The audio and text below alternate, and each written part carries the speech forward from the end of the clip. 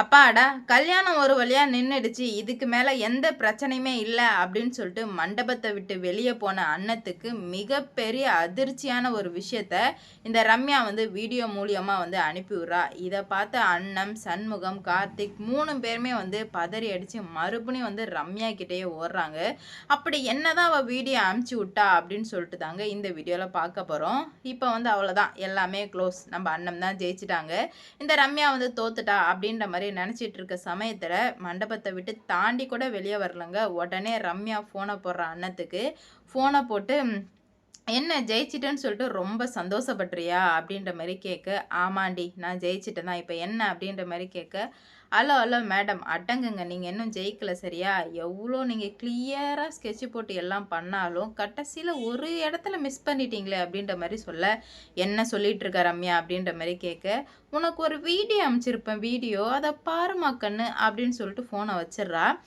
வீடியோவை பார்த்தா எல்லாருமே வந்து அரண்டு போயிடுறாங்க. ஏன்னா அந்த வீடியோவில் சாமி துரையை கடத்தி வச்சு கொடுமைப்படுத்தி ரத்தமாக ஊற்றுது அவருக்கு. அவர் அந்த வீடியோவை பார்த்ததுமே வந்து அன்னத்துக்கு தூக்கி வாரி போட்டுருது. என்னதான் இருந்தாலும் பெத்த அப்பாவாச்சே, மனசு கேட்குமா? உடனே வந்து ஓடுறாங்க மண்டபத்துக்கு. எல்லாருமே ஓடினதுமே அவங்க எல்லாருக்கும் ஒன்றுமே புரியல. ஆப்போசிட் டீமில் சரவணனுக்கு, செண்பகவல்லிக்கெலாம் ஒன்றுமே புரியல. உடனே வந்து போகிறாங்க. போனதுமே வந்து சண்முகம் சொல்கிறாரு, மரியாதையாக சாமிதுரையை வெளியே விட்டுடு, இல்லைன்னா வந்து நடக்கிறதே வேறையா இருக்கும் அப்படின்ற மாதிரி சொல்லவுமே ரம்யா அதுக்கு ஒரு டைலாக் சொல்கிறா, அங்கிள் சூப்பராக பாடம் எடுத்துகிட்டு போனீங்க அங்கிள், எப்படி எப்படி தர்மம் தர்மம் தானே சூது கவுமா, அதெல்லாம் கிடையவே கிடையாது, தர்மம் எப்போவுமே வீழ்ந்து தான் போகும் அப்படின்ற மாதிரி வந்து சொல்கிறா ரம்யா. ஏன்னா வந்துட்டு இவ தான் ஜெயிக்கிறதுக்காக என்ன வேணா பண்ணுவான் அப்படின்னு சொல்லிட்டு மண்டபத்தில் உள்ள எல்லாருக்குமே தெரிஞ்சு போயிடுச்சு. அப்போதாங்க வந்து சரவணன் வந்து என்ன இவ்வளோ பெரிய பக்கா கேடியாக இருக்காங்க, இவன் நம்புறது சரியில்லையே அப்படின்னு சொல்லிட்டு சரவணனும் செண்பகவல்லி கண்ணாலே பேசிக்கிறாங்க. என்னடா இது இவங்க இப்படி பண்ணுறாங்களே அப்படின்னு சொல்லிட்டு 2 பேரும் தனியாக போயிடுறாங்க. தனியாக போயிட்டு செண்பகவல்லி சொல்கிறாங்க, என்னடா சாமிதுரை அப்பா அப்பான்னு சொல்லிட்டு இருந்தா கடைசியில் சாமிதுரையே கடத்திட்டா, இது இவளை கல்யாணம் பண்ணுறது கரெக்டு தானா அப்படின்ற மாதிரி யோசிக்க ஆரம்பிக்கவுமே எனக்குமே அதாம குழப்பமாக இருக்குது. சரி வா ஃபஸ்ட்டு என்ன நடக்குதுன்னு போய் பார்ப்போம் அப்படின்னு சொல்லிட்டு பார்த்துட்டு இருக்கும்போது சண்முகம் சொல்கிறாரு, மரியாதையா அவனை வந்துட்டு விட்டுரு, இல்லைன்னா வந்து நடக்கிறதே வேறையா இருக்குன்னு சொல்ல, நீங்கள் என்ன வேணால் பண்ணுங்க அங்கிள், எனக்கு தாலி எடுத்து கொடுக்கணும், நான் வந்து உங்கள் வீட்டு மருமகளாக ஆகணும் அப்படின்ற மாதிரி சொல்லவுமே உடனே வந்து அண்ணன், சீ நீ இவ்வளோ கேவலமான நாயாக இருப்பா அப்படின்னு சொல்லிட்டு கொஞ்சம் கூட எதிர்பார்க்கவே இல்லை. இவ்வளோ மோசமாக இருந்து என்ன ரம்யா பண்ண போகிற அப்படின்ற மாதிரி கேட்க, நான் ஜெயிக்கிறதுக்கு யாரை வேணால் என்ன வேணால் பண்ணுவேன் அப்படின்ற மாதிரி திமிரா வந்து பதில் சொல்லவுமே என்ன சொல்கிறது போகிறதுன்னு சொல்லிட்டு சுத்தமாக புரியல கார்த்திக்கு. எல்லாருமே மிரட்டி மிரட்டி பார்க்குறாங்க. இவங்க கொஞ்சம் கொஞ்சம் டைம் தாமதம் ஆக ஆக சாமித்துரையை மனசாட்சியே இல்லாமல் அடிக்க விட்றாங்க. உடனே வந்து அவங்க சித்தி, அண்ணன் ஒத்துக்க அண்ணன், உங்கள் அப்பா பாவம் அண்ணன், ப்ளீஸ் ப்ளீஸ் டி அப்படின்ற மாதிரி கெஞ்ச, இருங்க இப்படியே விட்டு வச்சா சரி வராது, நான் ஏதாவது ஒன்று பண்ணுறேன் அப்படின்ற மாதிரி அண்ணன் சொல்ல, எஸ்பி சாரை கூப்பிடுங்க அப்படின்ற மாதிரி சொல்ல, கரெக்டாக அந்த மனுஷன் இல்லைங்க. உடனே இல்லைன்றதும் என்ன பண்ணுறது போகிறதுன்னு சொல்லிட்டு சுத்தமாக புரியல அவங்க எல்லாருக்குமே. உடனே சண்முகம் படித்து சொல்கிறாங்க, மரியாதையாக அவனை விட்டுடு அப்படின்னு சொல்லிட்டு. அப்படிலாம் விட முடியாது அங்கிள், உங்கள் விருப்பத்துக்கெலாம் பண்ண முடியாது, என் விருப்பத்துக்கு நீங்கள் வந்து விட்டீங்கன்னா, நான் சொல்கிற டீல் படி நீங்கள் கேட்டிங்கன்னா வேணா நான் வந்து அவரை விட்றேன், இல்லைனா நான் அவரை விடவே மாட்டேன் அப்படின்ற மாதிரி மிரட்டவுமே மொத்த பேர் வந்து மிரண்டு போயிட்டாங்க. என்னங்க நீங்கள் இப்படிலாம் பண்ணிகிட்ருக்கீங்க அப்படின்னு சொல்லிட்டு. ஆமாம் இப்படி தான் பண்ணுவோம், இதுக்கு மேலேயும் கூட பண்ணுவோம், அதனால் வந்து நீங்கள் இதுலேருந்து வெளியே வந்தே ஆகணும் அப்படின்ற மாதிரி சொல்லவுமே என்ன பண்ணுறது ஏது பண்ணுறதுன்னு சொல்லிட்டு சுத்தமாக புரியல. அப்போ தான் நிறைய விஷயத்த வந்து யோசிக்கிறாங்க. ஏதாவது ஒன்று பண்ணியே ஆகணும் அப்படின்ற மாதிரி யோசிக்கிறாங்க. ஆனால் இப்படியே நான் கண்டிப்பாக உங்கள் எல்லாருமே வந்து விடவே மாட்டேன், எல்லாருக்குமே கண்டிப்பாக வந்து தண்டனை கொடுத்தே ஆவான் அப்படின்ற மாதிரி ரொம்ப வந்து ஸ்ட்ராங்காக இருக்காங்க.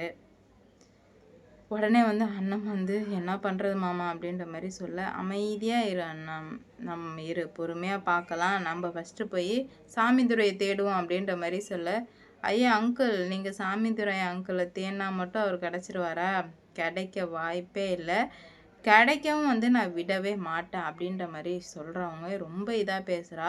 உடனே செண்பகவல்லி, என்னம்மா இப்படிலாம் பண்ணுற அப்படின்ற மாதிரி சொல்ல, இல்லை இல்லை இதெல்லாம் சரி வராது, இப்படியே விட்டு வச்சுட்டே இருந்தால் ரொம்ப பெரிய தப்பாக போயிடும். உங்களுக்கு என்ன பண்ணணுமோ அதை நான் வந்து சிறப்பாக பண்ணி முடிக்கிறேன் அப்படின்ற மாதிரி முடிவெடுக்கிறாங்க. ஆனால் டோட்டலாக வந்து குழம்பி போயிடுறாங்க. இப்போ அவரை காப்பாற்றுறதா என்னன்னு தெரில. வீடியோ காலில் அவரும் வந்து அண்ணன் என்னை காப்பாற்று அண்ணன் ப்ளீஸ் அண்ணன் அப்படின்ற மாதிரி கெஞ்ச ஆரம்பிக்கிறாரு. கெஞ்சவுமே வந்துட்டு அவங்களுக்கும் சுத்தமாக புரியல. என்னடா இது இப்படி நடந்துட்டுருக்கே அப்படின்னு சொல்லிட்டு அவங்களும் ஒரு முடிவுக்கு வர்றாங்க. சண்முகம் வந்துட்டு சரி நான் வந்து ஒத்துக்கிறேன் அப்படின்ற மாதிரி சொல்ல, அங்கிள் நீங்கள் மாமா நீங்கள் ஒத்துக்கவே கூடாது மாமா, இவன் மட்டும் குடும்பத்துக்கு வந்துட்டா நம்ம குடும்பமே வந்து டோட்டலாக இதாக போய்டும், அதனால் நீங்கள் கண்டிப்பாக வந்து ஒத்துக்கக்கூடாது அப்படின்ற மாதிரி சொல்ல, இல்லை இல்லை வேறு வழியே கிடையாது, நான் ஒத்துக்கிட்டு தான் ஆவேன் அப்படின்ற மாதிரி ஒத்த காலில் வந்து நின்றுட்டுருக்காங்க. என்ன நடக்க போகுது ஏது நடக்க போகுது அப்படின்னு சொல்லிட்டு வெயிட் பண்ணி பார்க்கலாம். ஏன்னா நம்ம அண்ணன் வந்து என்ன சொல்கிறாங்கன்னா, இல்லை நம்ம வாழ்க்கையே போய்டும் அப்படின்ற மாதிரி சொல்ல, பார்த்துக்கலாமா அப்போ உங்கள் அப்பா ரொம்ப முக்கியம் அப்படின்ற மாதிரி சொல்ல, இவ வந்து சந்தோஷமாக இருக்கா. சரி தாலியை கட்டுங்க சரவணன் அப்படின்ற மாதிரி சொல்ல, சரவணன் கட்டவே மாட்டுறாரு. ஏன் இப்போ நீங்கள் தாலியே கட்ட மாட்டுறீங்க அப்படின்ற மாதிரி கேட்க, மேடம் அது வந்து சரவணன் என்ன சரவணன் உங்களுக்கு பிரச்சனை அப்படின்ற மாதிரி கேட்க, எனக்கு எந்த பிரச்சனையும் இல்லை மேடம், ஏதோ தப்பாப்படுது அப்படின்ற மாதிரி சொல்ல, என்ன தப்பாப்படுது இப்போ உங்களுக்கு அதை சொல்லுங்கள் அப்படின்னு சொல்லிட்டு பிரச்சனை பெருசாக போயிட்டே இருக்குது. ஊருக்காரவங்க எல்லாருமே சொல்ல ஆரம்பிச்சிட்டாங்க, என்ன இந்த பொண்ணு இப்படி பண்ணுது, இப்படி இருந்தால் எப்படி வந்து குடும்பம் உடுப்பிடும் அப்படின்னு சொல்லிட்டு எல்லாருமே வந்து கேள்வி கேட்குறாங்க. இதுக்கு எதுக்குமே வந்து பதில் சொல்ல முடியாமல் திணறிட்டு இருக்கா. இல்லை நான் வந்து இது பண்ணி தான் ஆவேன் அப்படின்ற மாதிரி சொல்ல, கண்டிப்பாக உங்கள் குடும்பமே வந்து அழிய தான் போகுது, வேணால் பாருங்க அப்படின்ற மாதிரி சொல்கிறாங்க. என்ன நடக்க போகுதுன்னு சொல்லிட்டு தெரியல, வெயிட் பண்ணி பார்க்கலாம். ஏன்னா கார்த்திக் ரொம்பவே வந்து அமைதியாக இருந்தாங்க. சரி ஏதாவது ஒன்று பண்ணுவோம் அப்படின்னு சொல்லிட்டு, நான் இதுக்கு மேலே எதுவுமே பண்ண முடியாது அப்படின்ற மாதிரி தெரிஞ்சுக்கிட்டு நிறைய விஷயங்கள் வந்து நடந்துகிட்டு இருக்குது. என்ன நடக்க போகுது ஏது நடக்க போகுது அப்படின்னு சொல்லிட்டு வெயிட் பண்ணி பார்க்கலாம். ரம்யா நினச்ச மாதிரி கல்யாணம் நடக்க போகுதா, இல்லை இவங்க நினச்ச மாதிரி நடக்க போகுதா அப்படின்னு சொல்லிட்டு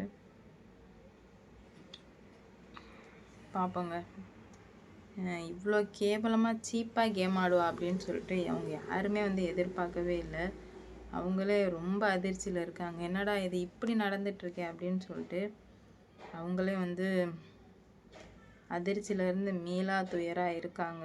மீள முடியுமா இல்லை என்ன தான் வந்து நடக்க போகுது அப்படின்னு சொல்லிட்டு வெயிட் பண்ணி பார்ப்போம்.